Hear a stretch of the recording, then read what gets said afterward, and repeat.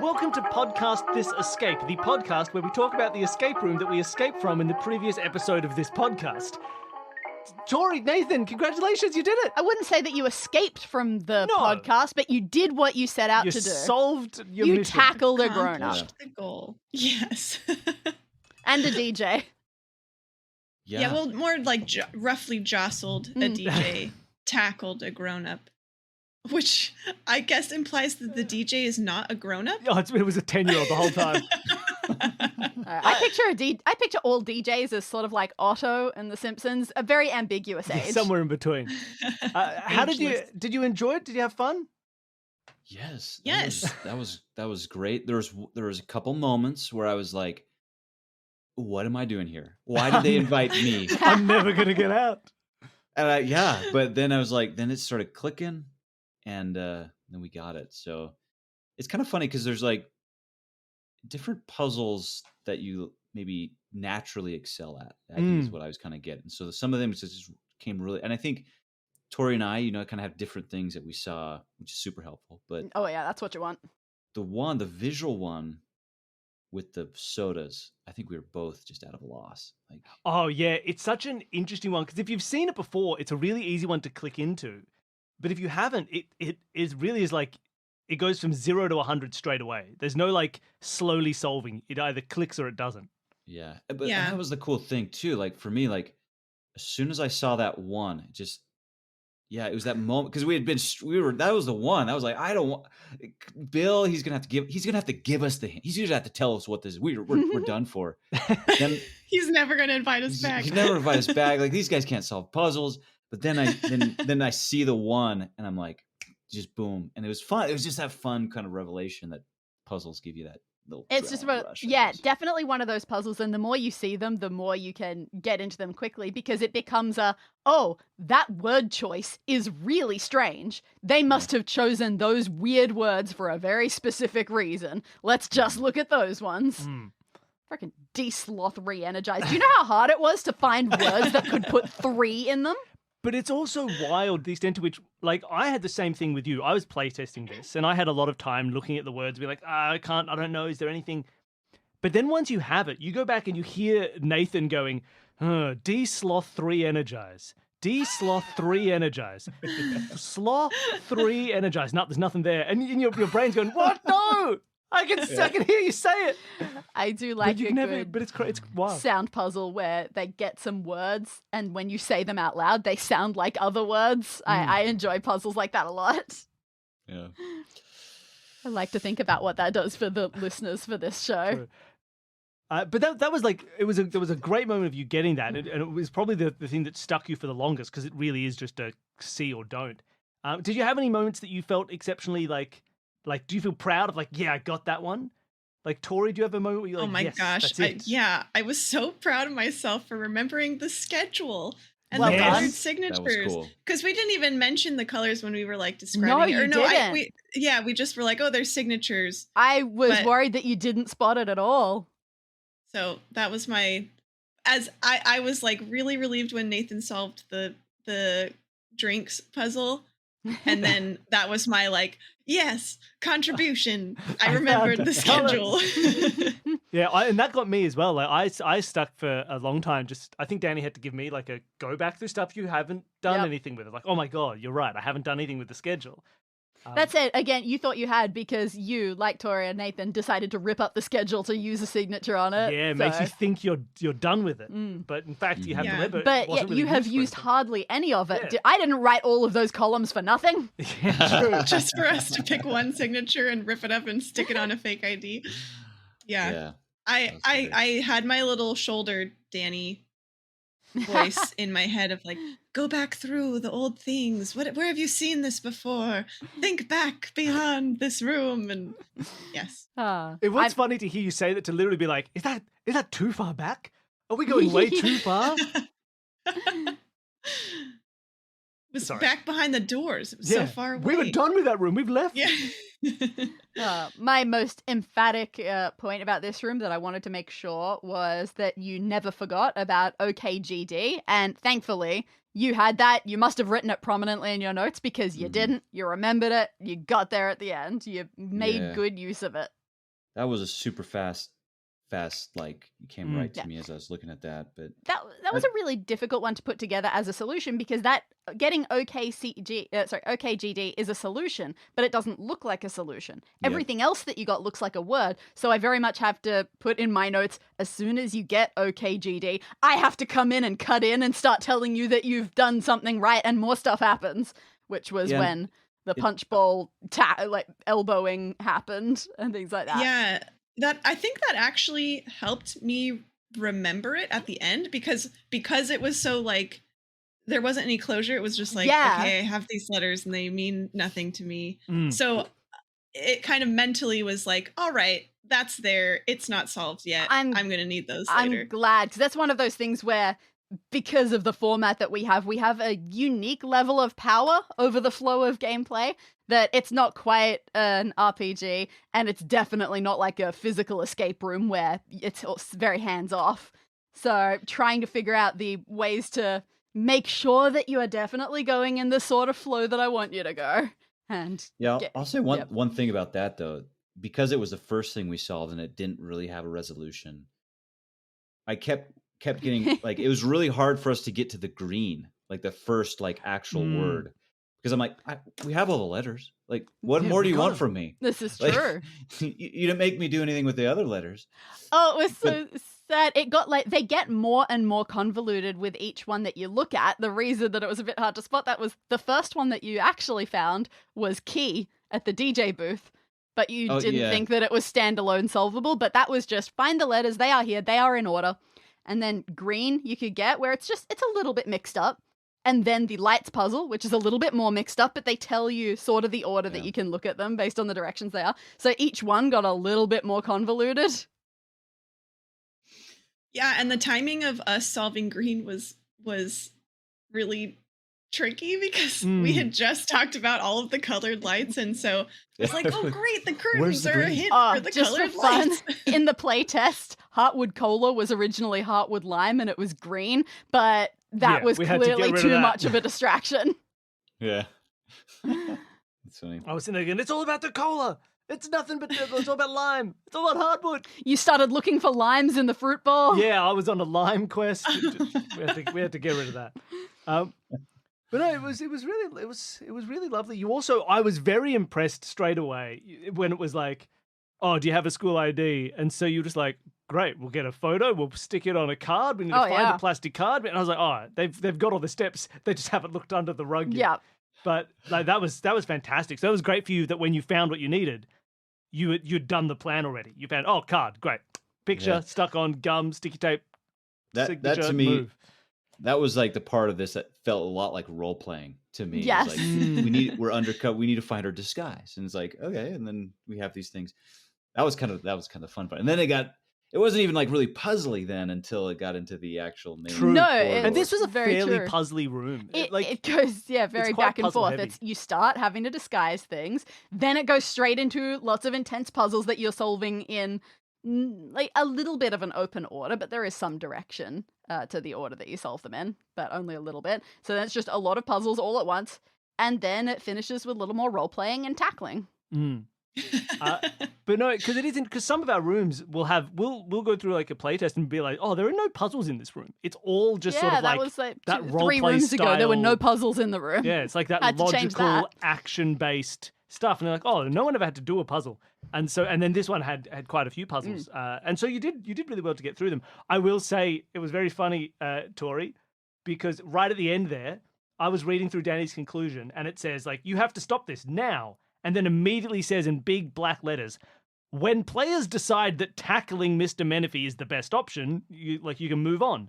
And as soon as while I was reading that, you said, well, we got to tackle Mr. Menifee. That's what we have to do. I appreciated that a lot. It was, oh, well, there you go. They've done it already. And then Nathan came in trying to be more reasonable and come up with other ideas, which were hilarious. And I wish I had plans for that as well. But like I said, I'm not here to improv. I like the inner conflict too of this one solo character we're playing, where he's like, I gotta tackle that. Wait a minute, hang on. This could be the start of my musical career. I can fix this. No. That's going to be too hard. Just go tackle him. If you were doing it as a fun video game, you'd make that like the cool, like that'd be the quick time event thing where you have to keep playing the music, but as he changes key, you have to change and change and change and change and keep up with it. And then it's a battle between the two of you. Yeah. Press X really, really fast. And then if you fail, you just throw the guitar away and tackle. Yeah. Yeah, that's the failing of the quick time event. And you can't succeed. It goes on until you fail. Canonically, that's what happened then. True. So I'm going to ask a question, but I don't know if this is kosher, but we can ask back. Where do you start with a puzzle like this? Like, do you start with OKGD, or do you just have some puzzles in mind? And that's just kind of interesting to know. That is a very good point. I'm pretty sure that my entire point as a starting point, was I wanted 4 puzzles. I think it was always 4. And I wanted them to come together to tell you what needed to be played. And I'm pretty sure I always intended it to be off-key. I think the words off-key Green Day came to me pretty quickly because they were normal words, and I'm pretty sure that just then spawned, okay, you're going to think that it's a song that you've got to destroy, but it's going to be the teacher. And then it was just finding places around the room to put those. And I think the OKGD came frustratingly late because I remember spending a good deal of time just going, they don't even need this. They're going to be able to rearrange those words and they're going to be fine. How on earth do I structure this word so that's not how it works? Yeah. So that they don't just find the words off-key Green Day, arrange them properly, and know exactly what to do. And just sat down struggling with gating and like closing off puzzles so that you couldn't get them in a certain order. And so, yeah, making sure that you couldn't get the Morse code until you had found OKGD, just to emphasize its importance. Interesting. But in theory, it could be ignored, which is sad. Mm. But again, that's why some rooms are very much designed for the podcast, and even though we make all the room notes available, some of them I think that people should hold off on running for themselves, because this level of control that I get to have really helps make them flow in ways that I'm not sure they would flow for just anyone running them.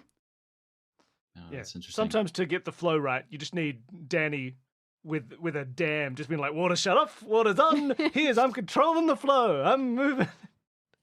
Yeah, no, but it's really helpful. I mean, again, for this being really my second escape room, right? I thought that little bit of guidance for me was actually much needed, or I would have been spinning my wheels on things. We definitely have that in mind when we design and when we run them. We know that the talking is part of it, and it's also one of those things that allows us to have the schedule we do. Because if you look at people with proper brick and mortar escape rooms where this type of guidance or this back and forth with the person running it isn't there, they end up playtesting each individual room for 6 months to make sure that all of this comes out. You know, it's a really, really tough sort of game for something where you know that you don't have that connection with the player. We have the connection, which allows us to then get a room out every 2 weeks, because we don't have to refine this to the point of like, no, we have to make sure that no one ever thinks that this is this, or no one ever thinks this. You can just tell them, like, here's what you think, next. Let's move on. Yeah, maybe one other, not a question, but just kind of a thought as I was doing this. Like, there's this temptation to, like, as you're working on a puzzle, to like leave that puzzle and kind of go back to a different puzzle. Where I felt like, again, there's a little bit of encouragement going on. Like, no, you're close, and this is kind of the thing you exactly. Need to get done. This room in particular is very unusual in how many of the puzzles are. It's just look at this one image for a while and the answer is in there. Oh, generally it is. You need to be able to take 2 things from different parts of the room and combine them, and just looking at a puzzle on its own isn't going to be enough. So going off to do something else is the correct idea. So there may have been a little bit more, stay with this one for a bit than usual. Sure. But it's also, that's one of those skills I think that you learn when you do more escape rooms. Like, puzzle solving is something you get better at. But one of the best things you can get good at if you want to get good at escape rooms is like recognizing when a puzzle is solvable and when it's not. And like looking at something like, do I have all the elements? Do I need more elements? Is like an interesting skill to learn. So like when I saw the key, the 4, 5, 6 on those records, that to me, I'm like, this seems solvable. I reckon this will be doable. But then you see the lights in a big chart and you go, that's not solvable because I could. Yeah, and I think the two of you did really well at that. You saw that chart full of light letters, like each color has a left, middle, right. And you spend a little bit of time being like, are there hidden words in here? But I think you both fairly quickly got like, this looks like a key. This looks like it helps me solve something else. Or you said that very early on. And so as you played, like you kind of really keyed into that idea. But yeah, I have to say, I was really this was like a meta observation as I was like focused on the puzzle. Well, how do I do this? What's the solution? On the drinks, but I was very impressed that and I suppose this makes sense because you guys have been doing this a while, but I was impressed at your clue giving, that like you guys were just so good at kind of writing the line, not giving it away, but being like, yep, just just keep going. Okay, what do you do if you write it all out? What do you see in the word? You know, like just like giving hints without being like, it's right there, you idiots. You want to be convinced, but also without like taking away the moment. You don't want to give people you don't want to take from them that feeling of like, oh, that's it. There's a friggin' one in it. Like that's a good moment. That's an enjoyable emotional experience. So that's, even if it's an how didn't I see that before moment, that still counts. You never want to be like, maybe you should be looking for like numbers hidden in them, maybe, and then that's like, oh, okay, how dare you? How dare you give me that hint? Yeah. But you were also, but it was also, they were also helpful. Like that's what I was so impressed by, is you guys found the balance between that, like, oh, why don't you look what's hidden in the words, which would have been too much, and then just sort of the passive, like, I'm sure you guys will figure it out. Just, keep thinking on this, which is like not helpful at all. I'm glad that you found it that way, because sometimes when you're staring at a puzzle and the person is trying to hint but not give it away, everyone seems like they're being smug. Like, those words look interesting. Have you considered looking at the words? Yes, I've been looking at them for half an hour. I will say, I don't mind. I think one of the keys to giving a nice hint is almost always people have said something themselves that is on the right track, right? Because you throw out all these ideas. And so you don't feel, it feels nicer to get a hint when the hint isn't, let me tell you a new thing, when it's like, one of the things you said earlier, because you were mentioning like alphabetical doesn't work. So like, think about that. And like, then it's something that you did that I'm not saying, here's something new that I'm adding into the scene. It is, you already said the right thing, but you've said like a couple other things. But one of those things earlier, like that thing about alphabets, that was a good point. That's true. I felt like a lot of what we were doing was steering when you had 3 or 4 ideas at once and just sort of narrowing it down to which one was the right one that you'd had. And that feels good, I think, as a player, because you feel like it's still your accomplishment, because it is. Like, you said the right thing. You had the right thought. You were going there. We're just kind of cutting out the time of, all right, I'm going to save you time because you could investigate A, B, and C, and I know for a fact that B and C aren't going to get you anywhere. So I'm going to tell you, if you're going to start investigating, investigate your first thought. Investigate thought A, because I don't want to waste everyone's time, because you'll get there eventually because you had that idea. I'm just speeding you up. None of this is something that a physical escape room necessarily has, because who knows how closely the GM is listening to every conversation. Or how much the people are saying. Yeah. So often it's hard to and hint. I've noticed that with the hints in physical escape rooms. Often it's they don't always strike that balance. You know, if you signal for a hint, they might be like, oh, try the middle button again or whatever. And you're like, okay, well, all right. Like you just solved it for me. But or the other side where you're saying, you're looking at a chart on the wall for 10 minutes. You finally ask for a hint. Look at the chart on the wall. Yeah, look at the chart. You're like, mate, I'm looking at the chart. But it's true, right? Because they don't know what you're thinking. Like in this, because we encourage you to talk out loud and think things through and talk, we know what you have thought already. Whereas often in a physical escape room, you don't have an audience. So you're silently looking at a chart and thinking about the chart. You walk away from the chart and you're still thinking about it. And then the game master's like, hey, think about the chart. And you want to be like, I am thinking about the chart? How didn't you know that in my brain I've already thought that thing? Because they're just looking at you walking around the room. They don't realize that what you're thinking. And, so it's much harder to get that as in a physical space. That was actually a surprising, I don't know about challenge, but just that was like a weird thing that I had to get used to. I don't know how it was for you, Nathan, but like just thinking out loud, because and it quickly made me realize how many just absolutely dumb, wrong thoughts I have at first that are just like, I know this is wrong, but Bill and Danny told me to talk out loud, so here's my dumb idea. It's wrong. I'm going to move on to the next one. But here's my idea. Are you seriously saying that some of the actual solutions weren't as dumb as dumb thoughts that you had? Oh, use the gum to make a fake ID. This'll work. Yeah. Yeah, no, but it's one of those things, and you have to. The reason we encourage it so much is because people often used to not do that because they would think, that's not a fully formed idea yet. That's a dumb one. I won't say it. But half the time, one person's dumb idea is the spark of somebody else's brilliant solution. And so you're sitting there being like, one person in these cases might be sitting there going, oh, colors. Like even the Roy G. Biv stuff, I think was super helpful. Nothing was ever rainbow order for these colors. There was no Roy G. Biv.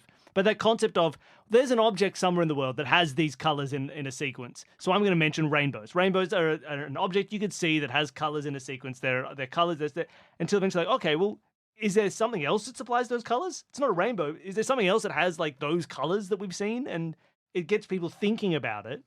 And then like, oh, it's not Roy G. Biv. It's the teacher, Roy Gibbiv, who signed in on the schedule. Let's go and check his thing because he signed it in a color. Like you get these, it creates connections, even ones that you're not aware of. Just the more ideas get thrown out there, it's always helpful. And it used to be for a long time, we would end up having to do this as a hint, but we wouldn't give hints. Our first hint would always be, hey, say something out loud. Just start talking. That's our hint. And then people would solve all their puzzles. So it's a surprisingly helpful thing for everybody. Well, now you have cannon fodder too for not cannon fodder, but just material for next time. Like, oh, this guy thinks about it. Like, this is a clue we could give to. Yeah, it helps some other in puzzles. design. So that's you get to see how people think. This is reminding me of I went to trivia with my parents on Thursday, and one of the questions was, how many Downton Abbey movies have there been? Ooh. To which I went, oh no. I mean, I only know about one, but maybe they've made a second one. And Mum went, oh no, as far as I know, there's only been one. I only know about one. And then it turned out that there were two. But it turned out she knew that one had come out last year. I knew that one had come out a couple of years ago. Yeah, so there you go. If we had talked a little bit more. You got to keep talking. Interesting, yeah. You failed the test. Oh, and we didn't check the door. I'm always going to remember that now. I know. The worst, now I feel really bad. Occasionally we have doors that aren't relevant. And so people come on and they go, I've listened to 100 episodes of your podcast. Here we go. I'm going to check the door. Oh, sorry. There's nothing on the door. It's like physical escape rooms are the same. The door is rarely something to look at, but on occasion it is, and it's really important. Yeah. Someone in our Discord right now is going through and trying to get a master list of every time the door was a relevant puzzle in one of our rooms.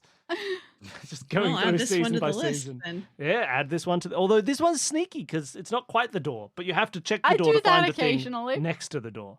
But that's all right. Yeah, it's like you have to turn around. I would have put it on the door if that were in any way a sensible place to put a light box. But yeah. Well, look, I think that went really well. I think you did very well. It was a tough room, especially if you haven't done a huge amount of escape rooms, Nathan. It was a lot of little puzzles and getting on the same page about the structure of this room is a tough one because it was a surprisingly unusual structure. Yeah, quite. And it was very important because it was like you got to know what's on the right and what's on the left and what's on the back wall. That's true. I don't often make room position stuff but relevant. Room position was relevant. It was a very interesting room, but look, it was a good, fun room and a good end to this little arc. Yeah, again, no big surprises, no twists. You just had to stop this from happening. Yeah. That's good. I was so worried we were going to let all your listeners down by just not solving this one. Yeah, If you hit a time limit, we just kick you out, and then no one gets you the room. You guys ruined it. All the kids get absorbed. All the teachers turn young, and it's all your fault. And you're fired, and you live the rest of your days out in all the teachers get really young, and all the students get really old because their energy was sapped. But then the old students are like, well, we're the adults now, so they take over the school and they have to teach the adults. Oh, maybe not and so bad. And everything's fine. Yeah, isn't that how everyone wants the world to be? All the adults turn I'm into glad kids you and then they guys- forget how yeah, silly that is. It's good to know you have a contingency in backup case in we case. didn't solve the puzzles. But yeah, look, that was great fun. It was lovely to have you Yeah. on. It was a really good room. Not much changed in the playtest to the final thing. A few little We've bits. talked about the little bits You that know, changed. we Well, added that order drinks. Oh note. yeah, the photo of the canteen lady that said order drinks, that was not in the original. Yeah, we added that because the idea of like putting the drinks in order is already enough of a like this. The puzzle's hard enough. Not knowing that you're looking for a way to put these drinks in order, you just never start it. And I think in the playtest, I didn't start trying to do it until Danny said, "Hey, maybe there's a thing like you should focus on these drinks. You should look at it." So we tried to get an idea of ordering the drinks in there. And I like Nathan. You had a lovely moment of listening to you go, "Oh, order drinks." Order drinks. That's it. And I like that's a good classic sort of cryptic crossword style clue. You just go say this word slightly differently in your head. Make it, give it a different feel. It wasn't order drinks, it was order drinks. You know. Yeah. So it was a good moment of realization to hear. Well, look, thank you for coming on the show. The dog has designated that it's now time for us to finish. Yeah, we know it must be done because the All right. dogs come in to bother us. It was lovely to have you both. Before you go, for people who wanted to find more of your stuff and what you do and what's out there, Nathan, where can people find you on the internet? On the internet, knightsofvasteel.com. You can look up our stuff. But all the Utah listeners, I know you have just a vast. It's like 80% of the audience. 80%.